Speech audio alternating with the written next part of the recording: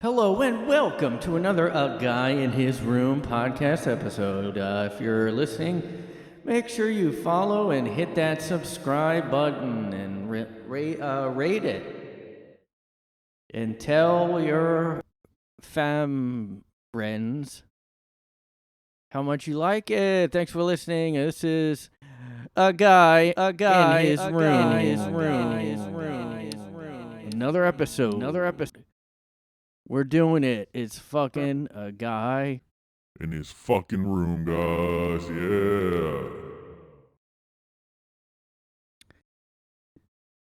Yeah, I was just I again was realizing I don't have some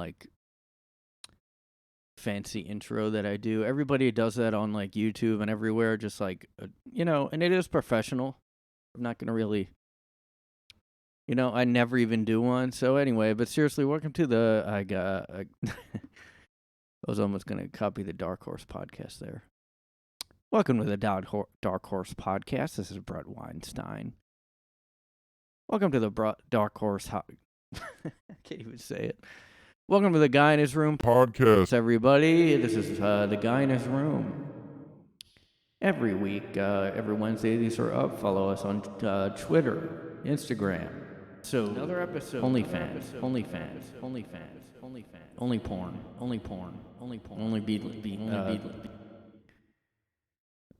Yeah. So anyway, this week, I just want to start off with a question, guys. How many I voted stickers do you guys have? Okay? How many I voted stickers do you guys have?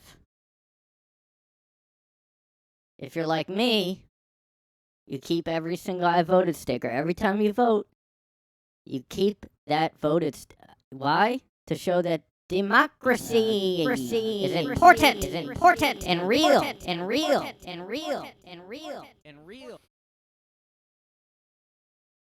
Democracy matters, guys. Voting matters, guys. Like George Carlin said, voting is important. We should all vote. That's one of his favorite George Carlin quotes. Voting matters, guys. You know why? Because the I voted sticker is the main reason a portion of the voting public, is there a better name for that? I don't know. A portion of the voters out there probably only vote to get the I voted sticker. Okay? Now you might think that's ridiculous. Well, no, they put it on social media. Sure, they put it on social media. Sure, they put it on their Instagram to show they voted, but that doesn't mean that's the only reason. You're too negative. That's too cynical. That's not the only reason people vote. They don't vote just to collect the stickers. I mean, I gotta be honest. If we didn't have the sticker and there was no proof of you voting and you had to just say it, voting would go down, in my opinion. We are now in the age of narcissism.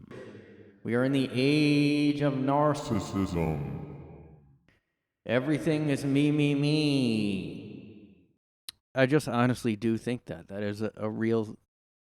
A lot of the people I see, and I know it's not election yet, and you're like, why am I talking about this? But yes, I did match on a dating app with a girl that I thought, oh, she is cool because it said something in there like against social media. Like social media, I think was a bad idea. I think it's make everything worse. I'm like, oh, here we go. A fellow critical thinker, a fellow open-minded person. That's me. This is me in my head. My thoughts in my head are going, oh my God, is that like a critically thinking person? It isn't the same as everybody else out there. That's definitely not gonna have a bunch of I voted stickers in her profile. Well,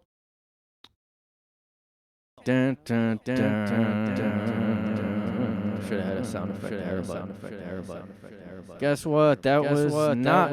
I mean, no, that is what happened. I saw other pictures of her with a bunch of I voted stickers hanging up. Now, I don't It honestly did look like she collects her voted stickers and just keeps them for display for anybody that comes over. That's kind of that's one really annoying thing. Is I'll see something like promising about somebody on whatever dating app, something, and then you go to one other like picture and it's like, oh, never mind. No, I don't. It's not like I'm gonna break up. Like it's a red flag. I mean, here's what I would prefer: like somebody that is voting for. If you're gonna be a voting type of person, which I'd prefer, just no. That's my ideal woman. Is just one who doesn't care about. I don't care. Like doesn't care even about the social shaming of you have to vote. Just I'm not into but means it, because a lot of people say they're not into politics and then they run out and vote and get an I voted sticker. Yeah, but I thought you didn't care about politics. Did you not see that democracy is at stake? Democracy is at stake, people. I wonder how many times that has been said. Democracy is on the ballot. What an easy way to get people to vote for your. Democracy is on the ballot. 22 midterms. When else was that said? Okay, I guess maybe it was only really said then. Okay, so I just Googled democracy is on the ballot 2016. Turns out that's what Biden said back in 2016 and in the midterms of 2022. I hate videos. Son of a bitch. Well, guess what? I guess democracy lost. Because Orange Man Bad won. Oh, look at this. 2020 election. Guess what's on the ballot? Democracy.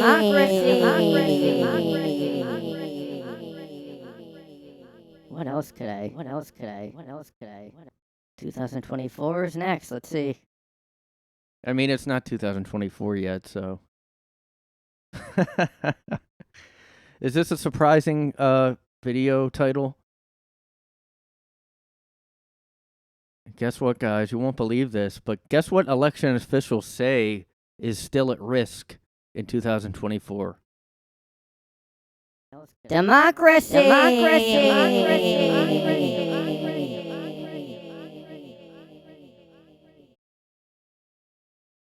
Why do people here, and I'm one of them because I didn't really realize how propagandized we were until I read those articles I talked about last time. And, since the coof, but yeah, it's pretty clear now how propagandized we were. I mean, even look at, look at like when George W. Bush was in, it was like, WMDs, all the terror levels. That was propaganda to get us to scared, I guess. I mean, that was a ridiculous time.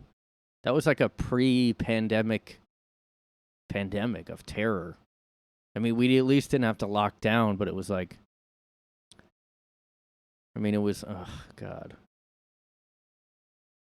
The gun is still loaded, election officials say, for 2024. Or it was before 2012 would be the one before when Trump won. So 2012, democracy is on the ballot. Let's see. I guess I don't know how to search just that year. Make no mistake. Democracy is on the ballot. So that's just one of the many things that they always... I mean, what a way to just drum up hysteria for your side, just to say, like, we're going to lose all our democracy. Why do you think, like,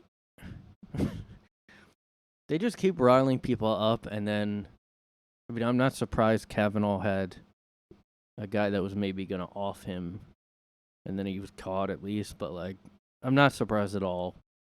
The way they get hysteria going. Democracy is on the ballot, guys. Democracy itself is on the ballot. The ballot. The ballot. The ballot. The ballot. The ballot. This election. Democracy itself is under attack. Do you care about your family? Do you care what these GOP monster goblins want it? The GOP are serial murderers. Like, they go out and they shoot brown people every day. Kyle Rittenhouse was not a fluke. That was by design. Do you really want these goblins, which is what I like to call them? I'm sorry, GOP is an outdated term. We're now saying, what are we saying? About your family? Care about your family? Ultra mega.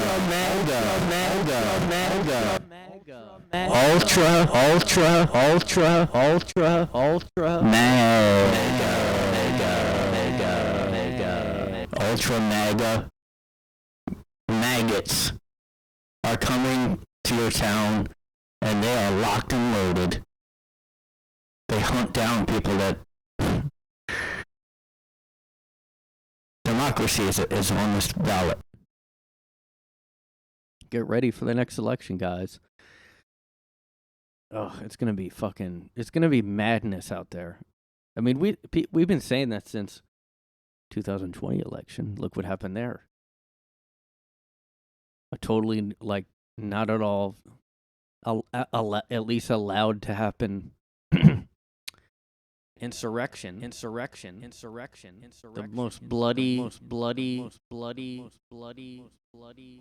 and guts everywhere. You couldn't see anything there because it was just,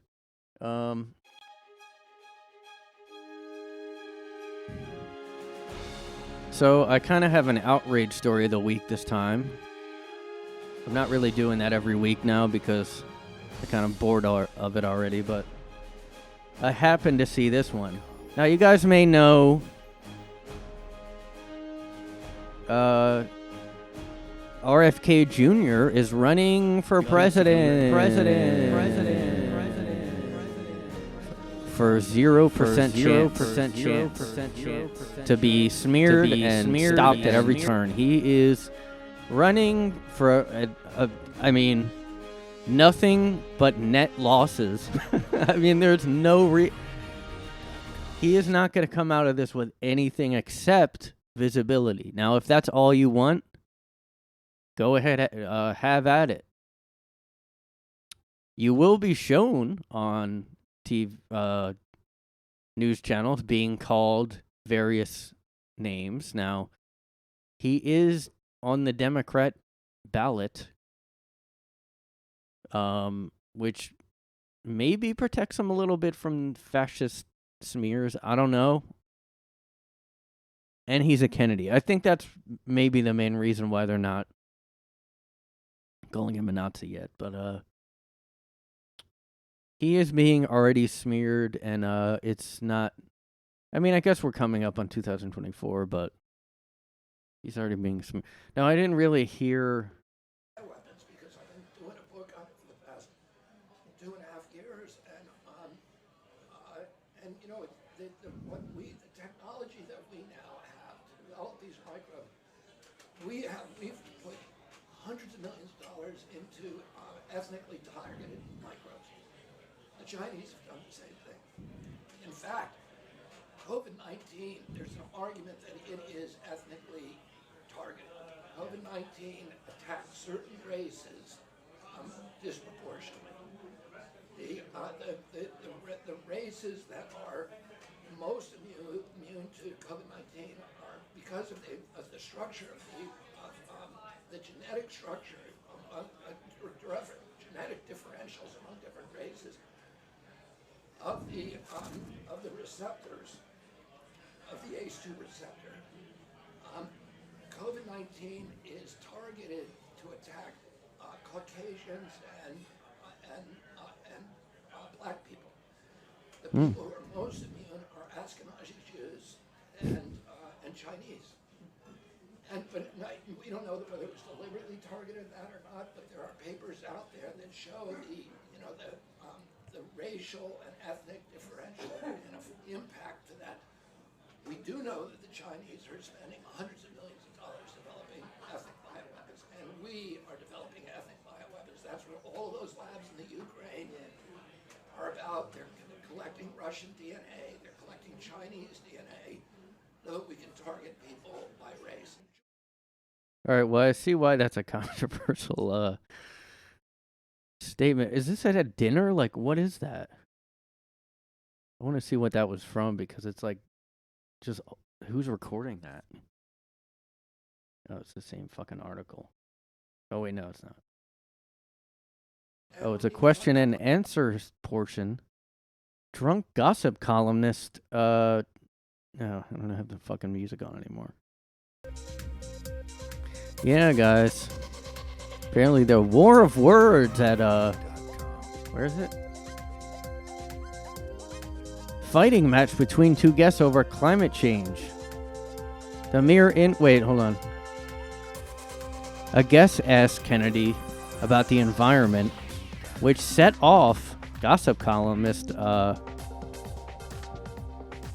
apparently drunk gossip columnist Doug something, the host of the event, who became enraged and screamed at the top of his lungs, "The climate hoax!" Wow.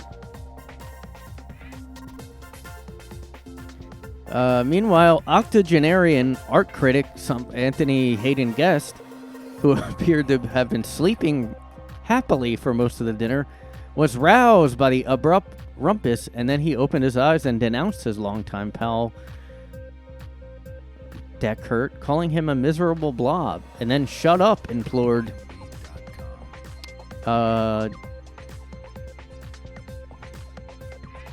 he yelled at the guy to shut up. Deckert continued to scream wildly about the climate change scam, while Hayden Guest, the 80-year-old, peppered him with verbal volleys across the table, calling him effing insane and insignificant. Here it seems Deckert sensed the need for a new rhetorical attack and let rip a loud, prolonged fart while yelling, "I'm farting."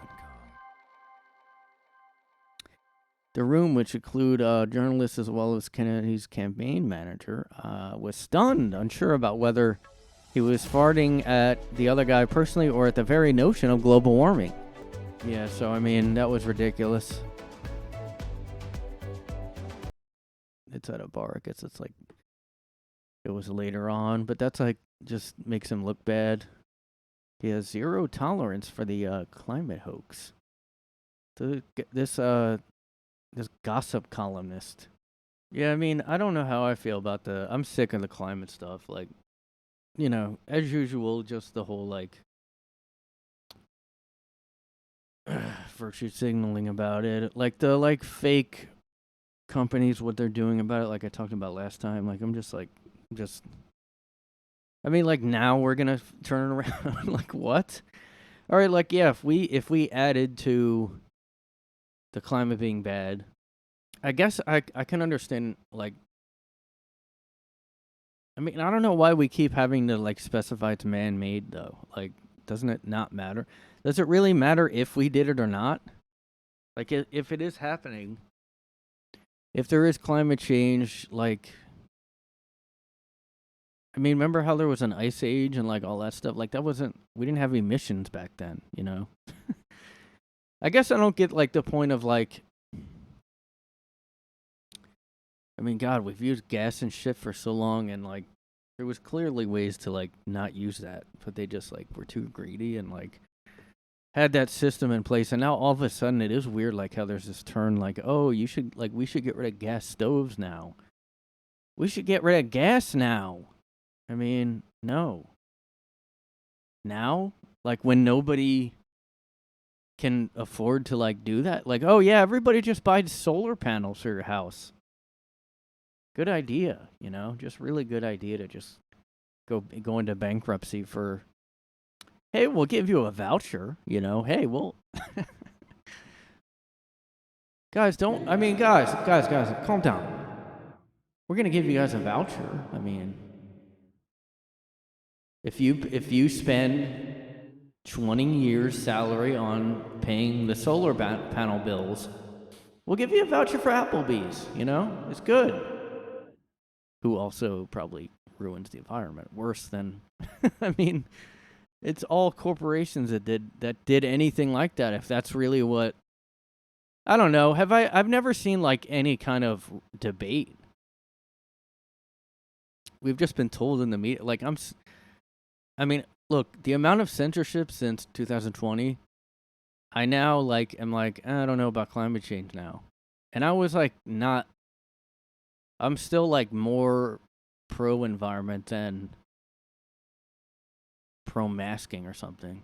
But like now, like I don't even know if recycling does anything either. Like, I think we've been lied to about recycling. But I don't know, again, I don't know why.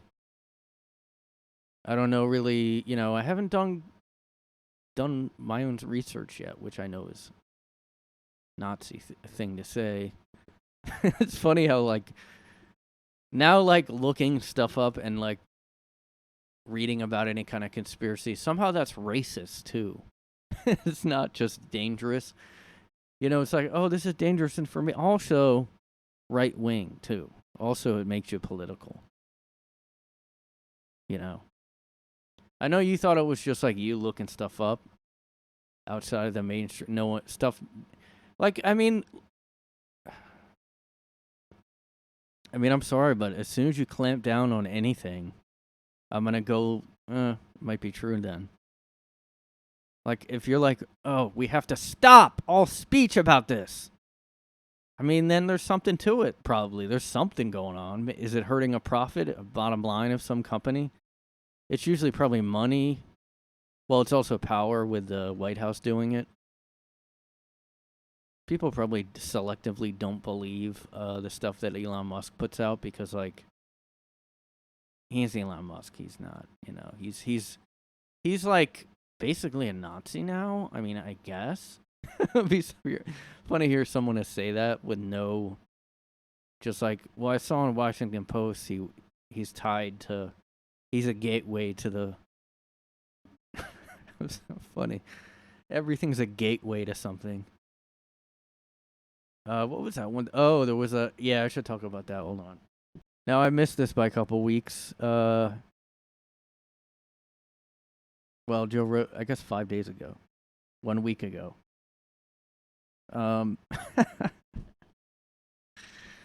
Okay, so look, guys. I gotta do a, all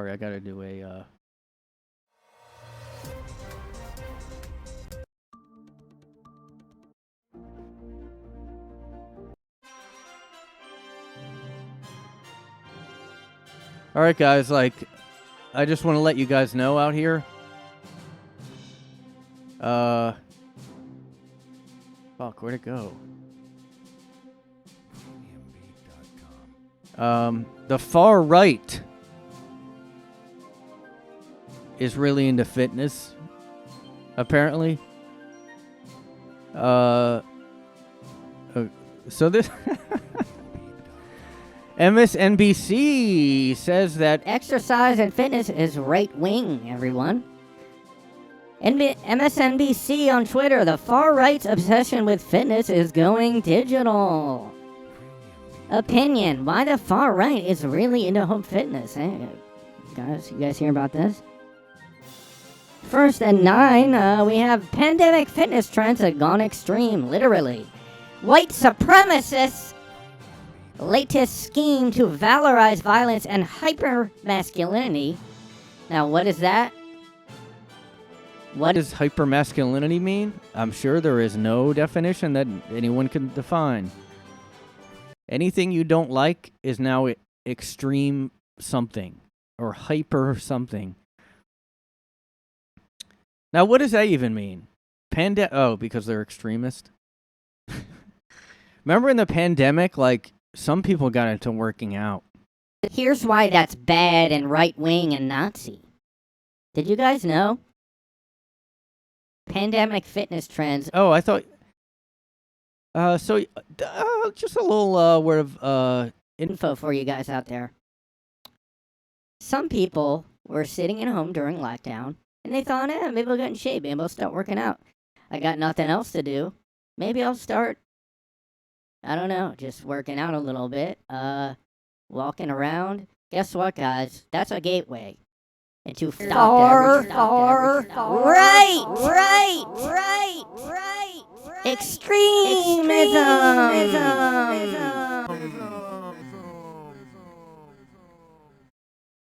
So quit it. White supremacists' latest scheme to valorize violence and hypermasculinity has gone digital. Earlier this month. Okay, this is a woman writing this though, so that doesn't really work that well.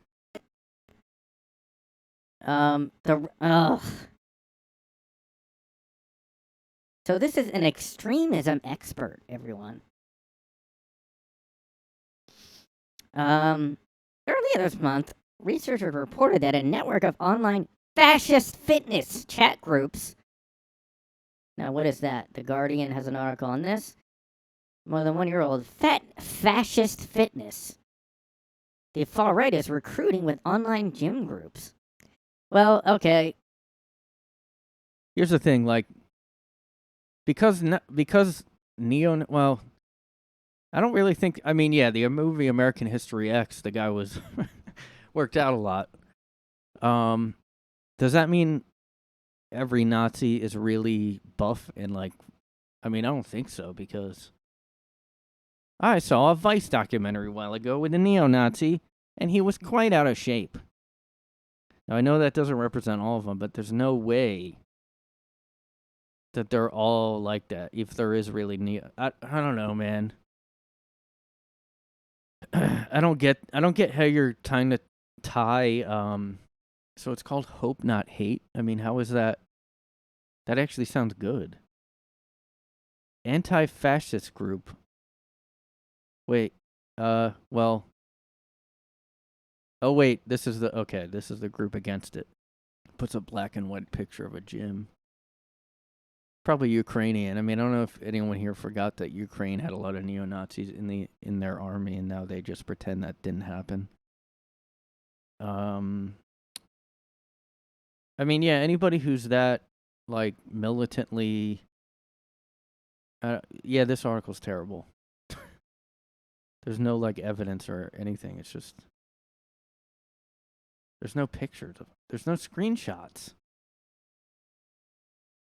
Why wouldn't you just put them in the article if you have them?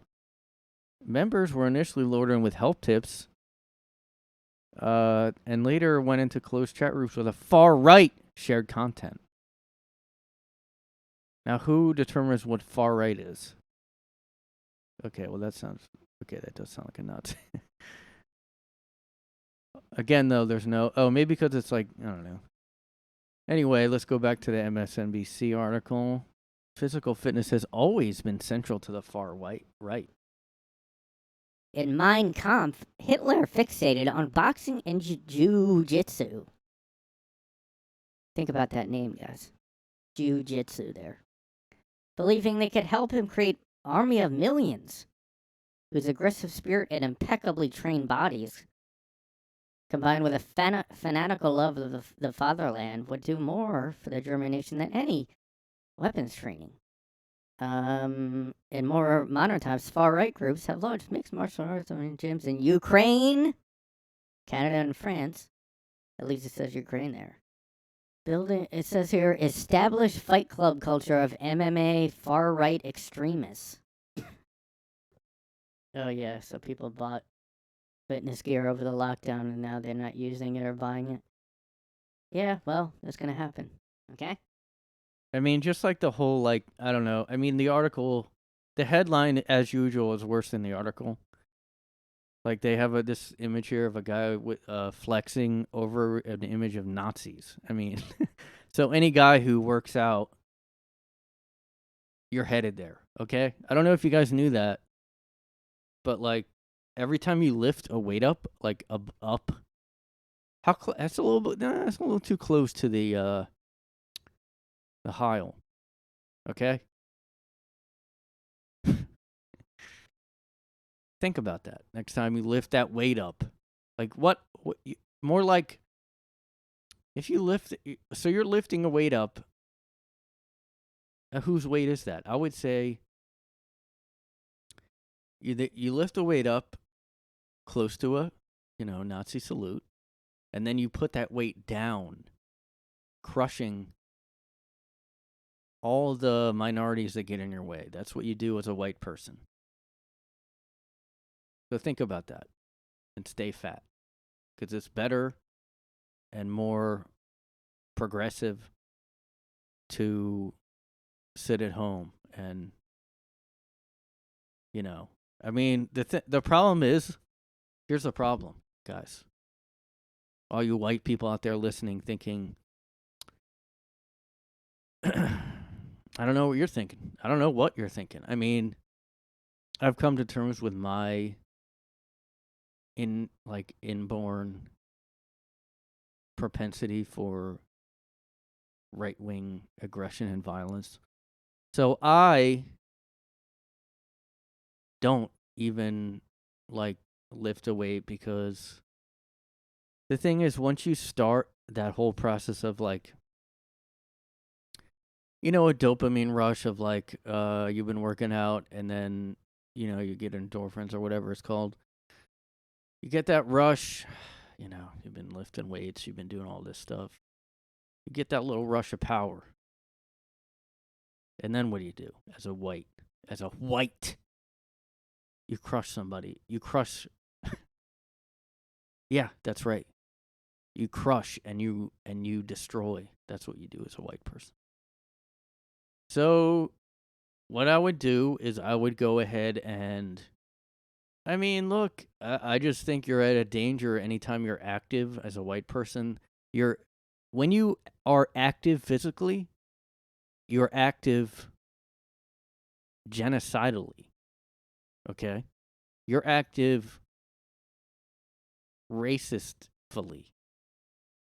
Anytime you're physically moving and physically active, that's a threat to some other marginalized group out there. So I don't want you to think, you really think you're just working out to oh, it only affects my body and me. No.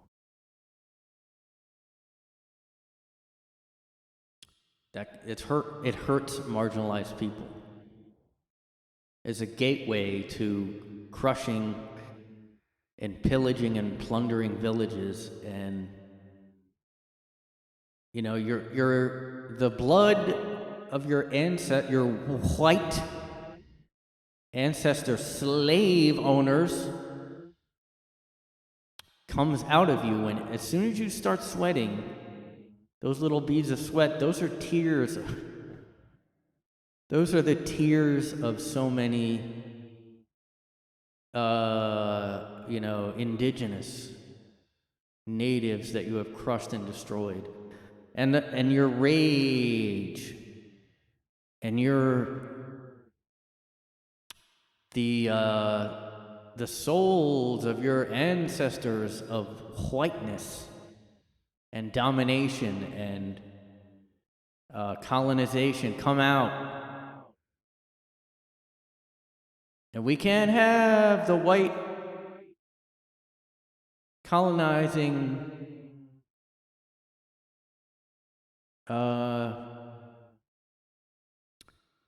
spirit come out by practicing fitness.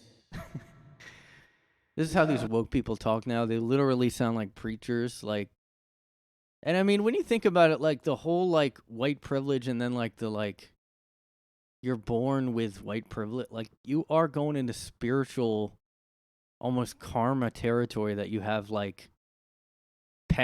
you're going into past live category spiritual stuff. I mean, you're born and you wake up with white racism that is built in your DNA as soon as you're in that womb. I should look up and see if there's any. You have racism in your DNA. This is a website called theconversation.com. Is racism and bigotry in our DNA? Oh, this is about humans. Well, I agree with that, probably of humans, though. I want to see white. Oh, come on. We know they think this. Yeah, white fragility. Why all white people are racist. What all white people are racist, but can't handle being called racist, which is white fragility. So that's that's the technique of abuser. I mean, this whole argument about white fragility, which every institution put on their reading list in summer 2020, which I call the summer of the black squares. The summer of the black squares. White fragility was on the top of every reading list. Many companies, Robin DiAngelo, idiot. So this lady is prejudiced, by the way. She admits it in her book. And like Sigmund Freud, maybe, thinks that everybody's like her, Okay, so here we go. This is a spiritual statement right here. Racism comes out of our pores as white people. It's the way that we are. Well, hearing that is going to make you upset, people. Maybe make you feel under attack. Maybe make you pound a table.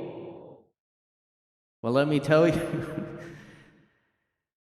the Lord doesn't care that you're upset. Almost any defensiveness that you get from a white person trying to talk about racism is rooted in that good-bad binary. They hear you saying you are a bad person. I'm really confident that I do less damage to people of color than I used to, she says. That is what I can say to you. I do less damage than I used to. And even that, she says, takes daily work. Ugh. What work? How annoying, how awful is she to black people? Can you imagine? Like worshiping them? What does she do to them? Ugh. Look at this. This is another article on, oh wait, that's the same one. On theconversation.com. Climate change could boost bigotry, it says. This is really in the article. Climate change could boost bigotry. What about bigotry and xenophobia? Can't we simply design the right fixes for them? Okay, so are you going to explain how? Environmental shocks cause societies to become tighter, meaning the tendency to be loyal to the in-group gets stronger. What?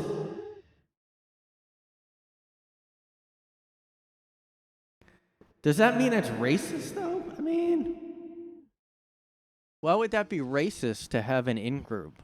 I mean, everybody did that in high school, but I mean, I get that you would be tighter, because like, if stuff is under attack, like people probably did over the coof situation, you just stuck to the people you knew, and you had your stupid little like bubble or whatever people called it. Like, I only see them, and then I get tested, and then what a horrible time. But why would that be? Like, why would you then become racist? Okay, say you're in a small area. Maybe you'd have, okay, just say the world ends and a big asteroid hits. We would make little communities. Everything would change, but we'd make little communities. And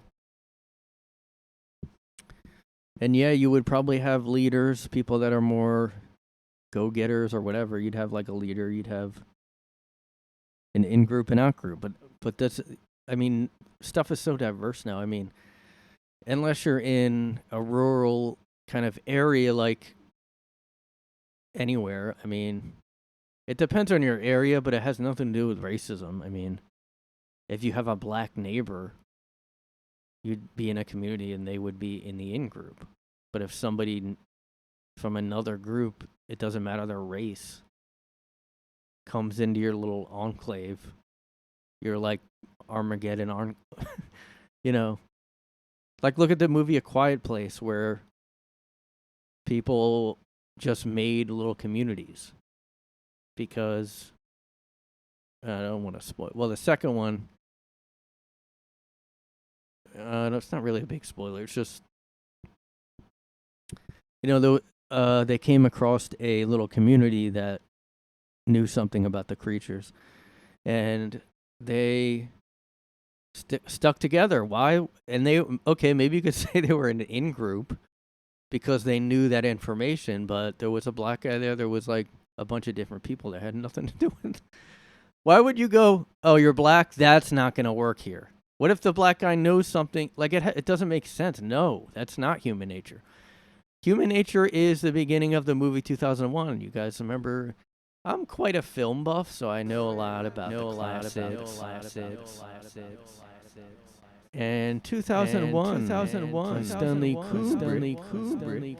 In the beginning, there was those monkeys. At the beginning of the movie, and those monkeys. What did those monkeys do, people? I'm a teacher. No, this is my skit where I'm a teacher and you're guys. And do people even do this with kids nowadays? They're probably all retarded. Kids are just looking at their phones. Do teachers even go like, hey, class, so what is this? Kids are just looking down at their phone or just like on like Oxy or like strung out on opioids. They're just looking down. So kids, what was at the beginning of that movie, 2001? Was that? This is a student who raised his hand.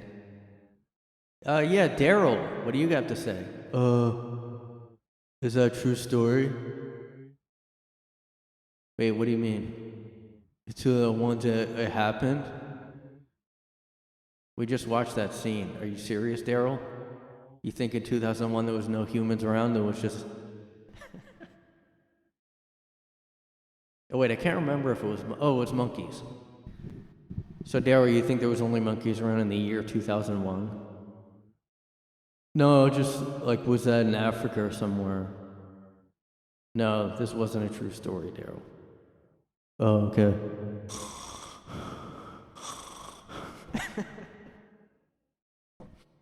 That might be based on a true story I was told by my teacher friend.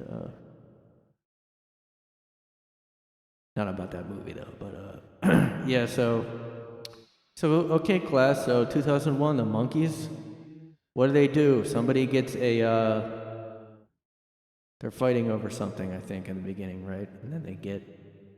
And then what happens? Somebody figures fire out, I think. Because of the monolith or whatever. Well, whoever has the ability would be the in-group. That little community there. Now, if a different community came over, that would be the out-group, not because they're a different skin color. What the fuck, man? I can't believe this stuff. You know what? Well, they did that about COVID. They were like, this is actually racism is the issue now. While we were, like, the pandemic was raging. And then now they're doing with the climate. Somehow climate change is a racial issue now. Is it going to be a gender issue? Probably. If only we could be genderified. I mean, just like this. I don't know how I got into this topic. Oh, here we go. Look at this. This is kind of what I'm looking for. This was before 2020. How do you like that? 2019. Staff opinion. Oh, this is a university. University of Portland. The Bacon. Staff opinion. I randomly came across this, by the way. I didn't even... By Anika Gordon in 2019. I am racist. This is her actual article. I am racist not because I inherently believe the races are unequal, but because I was born into the role of oppressor simply by being born white. This has left me with unconscious racial biases. I may not want this role, but nobody escapes institutional racism. The societal structures in place that disadvantage minorities and that white people profit off of, whether we like it or not. White people usually get defensive when called out on racism. She promotes productive conversation, which often gets confused with shaming. The part of call-out culture she claims is toxic. Okay, so this girl, when she wrote this, I wonder what her views are now, if she changed at all. She clearly was like just learned this and is now like reciting it like a cult member. I mean, she was in a university writing for a fucking God. I mean, just like all of society had this same viewpoint in summer 2020. I mean, like crazy cognitive dissonance or whatever. Having these two things that don't make sense together. Like she says right here, it's lost on us that we can be racist and play roles in racist systems without our individual character and actions being intentionally and consciously racist.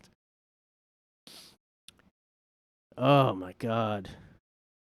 Since we are all complicit in society, the issue of racism is simultaneously institutionalized and so that sentence doesn't make sense.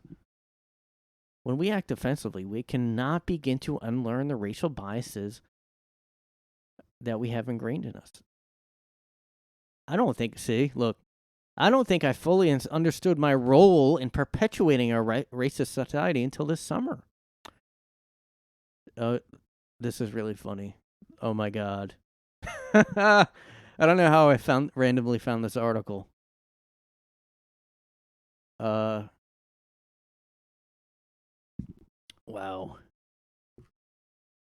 This is like a struggle session in yourself kind of article she's writing, like admitting that it doesn't make sense, but also saying, but that's because I'm defensive. I swear to God, the cult NXIVM had the same shit. Every cult, look at any documentary about any cult. They all have these beliefs that, like, one belief, like holding two contradictory beliefs at the same time. I am racist, but even though I'm not, and getting defensive means I'm more racist. Like, that's what this whole thing means. And this girl is clearly confused. Like, you can just read it in this article. Like, it's basically this whole, like, I don't know, is there a word for it in a cult or something? Just like a, it's almost like a confession in a confession booth or something. I did this thing, and then now she's going to talk about a micro racism or something. Apart from my role as multimedia editor, I have done all kinds of... I'll try to zoom in here. Photography for many years now, where I'm allowed to take artistic liberties that I am not allowed in photojournalism. I really don't like... Guys, I'll admit I hate reading out loud. I didn't realize I hated it so much. But I really just skip over a lot of... I just don't like reading like the exact... It's like annoying or something. I don't know. Maybe I don't do it enough or something, but... I'm allowed to take artistic liberties. Over all those years, I began playing with editing styles, trying to find my own for portraits. Lately, that has meant brightening my images for clients to make them look light and airy. Nothing felt different one Sunday evening this last summer when I went out on a shoot, this is in 2019, by the way, to take photos of a Latinx couple. That is Latinx. Anybody that doesn't know what that means, You should by now, but it's a woke term that they changed to Latinx, Latinx. Why? Because Latino or Latina is too gender specific, and we want to whiteify and change the Spanish language to suit our woke needs. And a lot of Spanish people hate it and refuse to use it, so they have changed it sometimes. But, this was clearly before there was any kind of people weren't even aware of it yet. I came home was excited because I had so much fun with this particular pair. I sat down as soon as I got home and edited my little heart away. Then hold on. So she edited the pictures, and then I sent them off, happy with the way they turned out. Then I got a message back. Their skin looks a lot whiter than it actually is. It was just something we noticed since we're both pretty brown. I guess I would suggest to try to keep people's skin tones as they are, since we both consider that's a part of our identity. I was mortified. I did not want to admit that in my brightening my images, I had actually whitened them. But I had. This racist mistake is not new to the world or unique to me. It's been done before. In 2008, L'Oreal used a picture of Beyonce, except she has been altered that she looked white. I remember when this story broke. I was incredulous. What a racist photographer. I never once considered that I was also capable of doing something like that. This couple's responses to my images made me realize that studying race relations in school and having a good attention. I forgot I played a role in this institutionally racist system. And in forgetting, played my part in enforcing it very well. I wasn't careful, and suddenly I literally erased a part of someone's identity. A part that has historically been shoved down by people like me, because I'm white and evil, and a part I know deserves celebration, not erasure. I let that happen because for this shoot, I did not hold myself accountable. I did not check my privilege and the biases I have because of that privilege. Sometimes feedback about it. Oops. We white people are not owed a conversation centered around our comfort and white fragility. So she knew about that book before. I failed this couple. I failed. White people of color don't owe us anything. In fact, we actually owe them. We owe them responses that are not defensive, quote, I am not racist retorts. Message there being, Except that you're racist because you're white. we owe them understanding, and at the very least, we owe them serious attempts at unlearning racial bias. Subtext there being, you've already learned racial bias because you're white and you just have it. We owe them our only slightly inconvenient discovery because in all of the U.S.'s history, we have not stopped causing the suffering and erasure of people of color. POC. White people, we have to hold each other accountable in combating institutional racism and our individualized biases we have because of it. POC, people of color, shouldn't have to do it for us, and we owe it to them to seriously and intentionally try. Anika Gordon wrote this. She can be reached at blank. What if I had a ton of followers and they all spammed her after this? I'm gonna look her up and see if she wrote any. Here we go, guys. Here we go. So there's a quarantine article she wrote. Okay, this was 3 years ago. Nika Gordon. Let's see. I'm not stalking. I'm just seeing where she lives. I mean, what? This might be her on Twitter. I don't know. I don't know. Okay, I think it looks like her, but I don't know if these are old or not. People really care about that Barbie movie? Who cares? Really? Seriously. God, I can't believe the title of that. Let me just go back to the title of that. Staff opinion. I'm racist. So are you. White people? Let's improve. Okay? Yeah. Oh my god. Wait a minute. The University of Portland. Of course it's going to be that then. Oh my god. Look at this, guys. Raising anti-racist children. This is from May of this year. Oh wait, last updated. So it's been updated that long. Wow. This isn't even about gender. Now look, I don't know, what would you rather them teach your kid about this or, well, I guess this, because you're not having surgery. Psychologists are studying the processes by what young children learn about race. This is ridiculous. I mean, I don't have kids, but I've just seen from my nieces and nephew, like, they don't judge race. They're not. Maybe they're too young to really know yet, but they don't, like, they're not racist. They don't even, white parents avoid talking about race with their kids at all.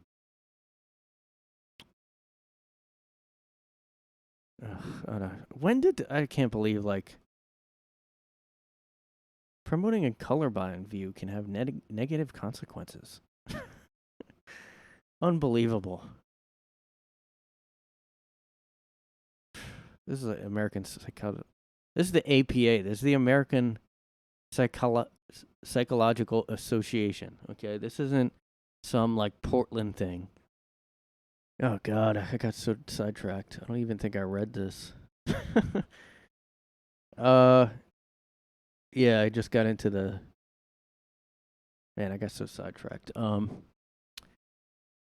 Well, it's not really that interesting. I guess I'll go back to it though. Let's see.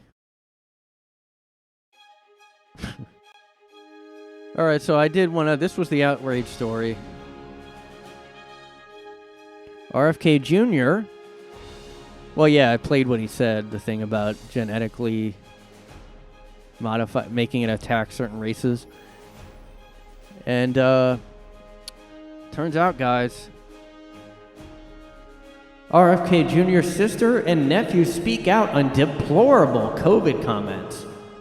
The sister and nephew of Robert F. Kennedy Jr. disavowed a conspiracy theory floated by the political scion, whatever that means, last week, said he genetically engineered to spare Ashkenazi Jews, I don't know what that really is, and Chinese people. I strongly condemn... Hold on. I strongly condemn my brother's deplorable and untruthful remarks last week about COVID being engineered for ethnic targeting. Kerry Kennedy, the president of the nonprofit Robert F. Kennedy Human Rights, said in a statement, his statements do not represent what I believe.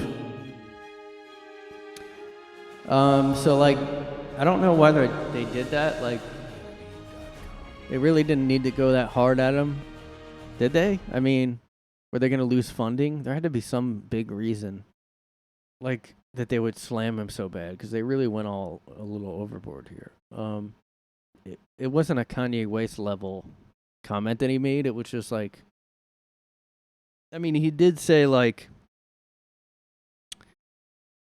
there's an argument that is targeting it, but he said, which of course they cut out at the end, they cut out the part where he said, I'm not sure, or like, what did he say? I'm not saying it was on purpose.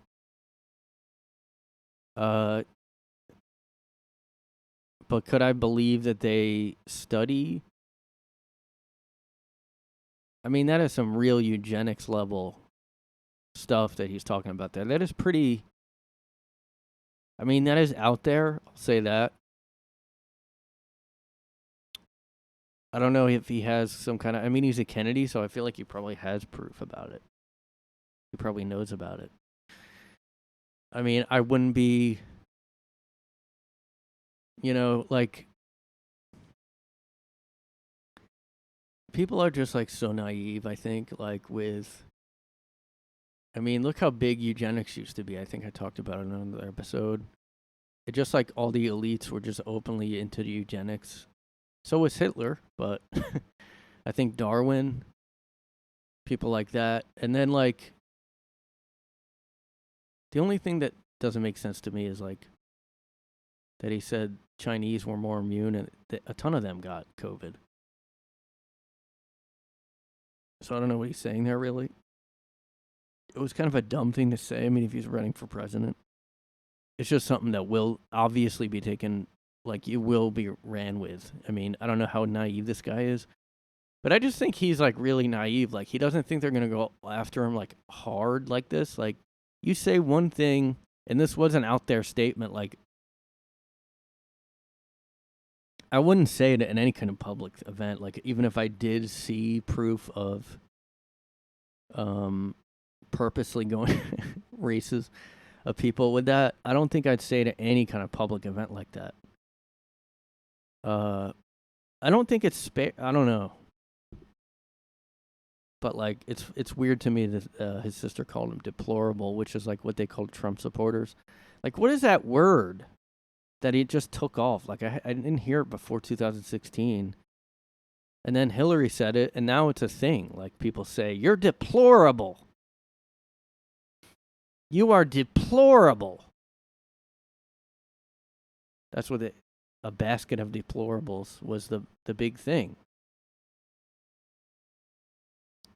I mean, that's the most famous thing. I think that word has been used in is that Hillary quote. Worthy of severe condemnation. Oh, she said half of Trump supporters are a basket of deplorables. Well, they already hated Hillary. It's not going to be, just to be grossly generalistic, you could put half of Trump supporters into what I call the basket of deplorables. Yeah, it probably did help him in the election. Oh, you guys want a virtual I voted sticker? You guys can get a virtual I voted sticker. Guys, you can go ahead and print out and look at all the different languages there. Wow. I mean, honestly, you don't even have to go vote and just, like, go ahead and give yourself an I voted sticker out there. Why don't you? Yo vote. You can go ahead and put a different language on there, get a little I voted sticker. That's the most important part. The only reason to vote is to go ahead and put that on Instagram. Y'all know that. Did I vote? You goddamn believe I did. I got my I voted sticker. I got 40 years of I voted stickers just hanging on my wall. Show them to everybody that comes by.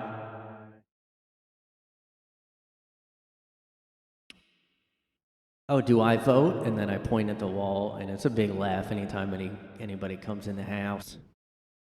Anytime anybody comes in the house, hey, did you want to know if I'm a voter? And then I just go ahead and point at the wall. I don't know why I have a southern accent, but did you want to know if I vote, hon? And then I point to the wall. Gets a big laugh every time. We just laugh and laugh. And they fall over, and I gotta take them to the hospital because they laugh so much. It's a big thing, Everybody has this big old wall of I voted stickers. Did I vote? You're better. Yeah, I did hear, One guy said he voted one year. I don't know if it was 2016. He was like, I voted, I didn't get a sticker, and I was like, what's the point? I mean, that's the mentality. They had to do that because, like, not enough young people were voting, I guess, so they had to They used to do the rock the vote, and then they did like, oh, you can post I voted sticker on your Instagram.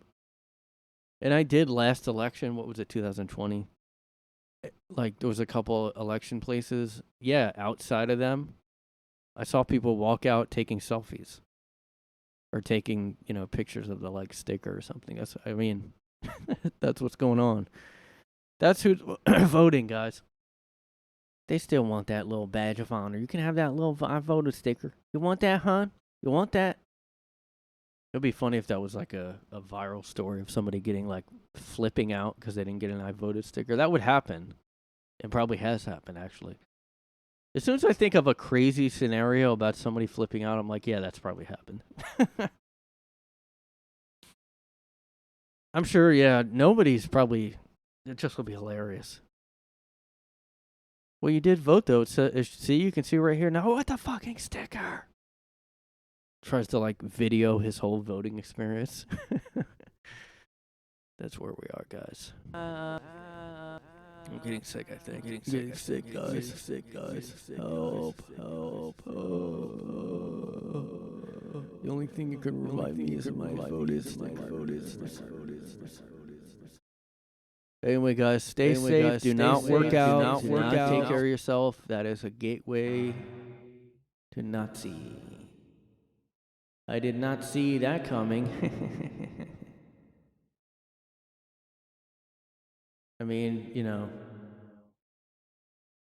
being in shape is also threatening. Like, if I see somebody that's, like, fit, it's scary, because it's like, what if they hit me, or, like, they just, like, look scary. So, like, if I see muscles, or if I see somebody that's just fit, I just, like, I kind of, like, shake, and I just, like, have to leave. I sometimes cry or pee myself because, like, it's scary, like, to see, somebody in shape. And I look for exits. I look for emergency exits and stuff, and then I'm like, well, he could jump too. I don't know what his jumping ability is. Like, does he practice that? Does he exercise that? Like, what if I start running and this fit Nazi guy jumps and he's like a panther and he just is like amazing at jumping? Like, I don't know if doing squats makes you jump higher, but I'm just saying there could be a possibility there because, like, I don't know.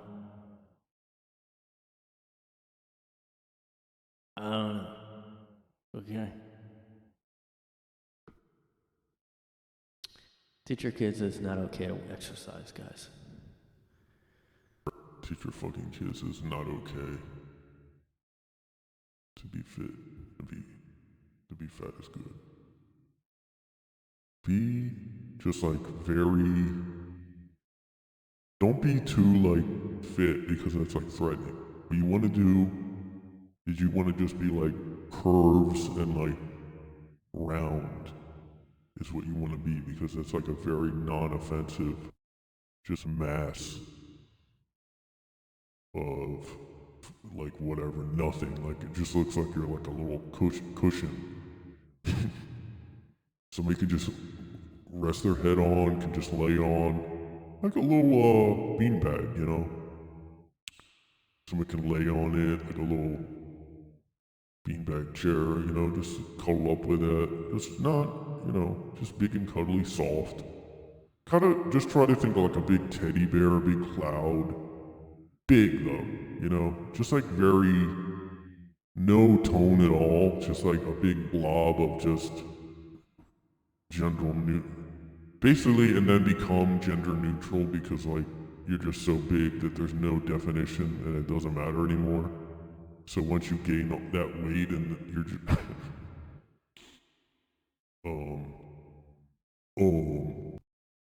it just doesn't matter. So like, why not just be gender neutral or like not they them or whatever? Because like at that point, you're not even like you can't even tell what you are.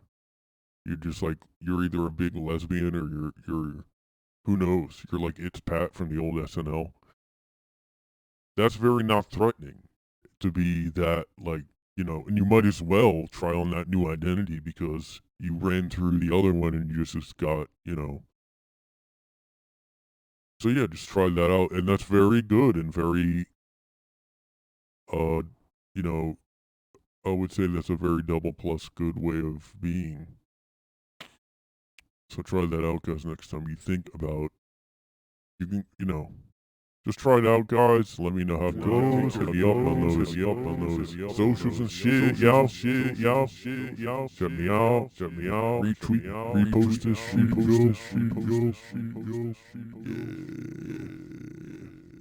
Not threatening. That's the theme of this episode, guys. Share it. Yeah.